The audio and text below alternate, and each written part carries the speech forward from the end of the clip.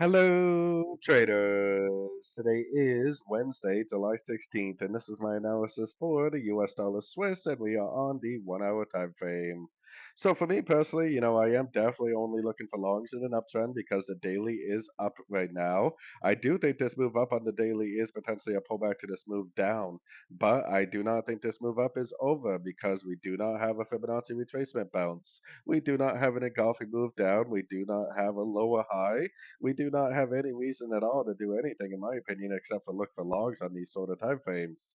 Now, I definitely wouldn't be trying to go long right here, even though it possibly could keep drifting up. I would only be looking to go long on these pullbacks that you see all over the chart. So whether or not it's going to go down today or not, I have no idea. But if it does go down, I would definitely be looking at that as an opportunity to go long. I definitely wouldn't be taking it as a short. But I definitely would not take it as a short because it doesn't have to go down. The trend is very heavily up and it could just keep on going up. So as of right now, for me, the strategy is to either be waiting for a three-way pullback to go long, or the strategy is to be waiting for an exit for a trade that I'm potentially already into the long side. So anyways, don't forget to check out my free Discord group linked down here in the corner. Take a look at my website, fxpipcollector.com. And as always, thank you for watching and happy trading.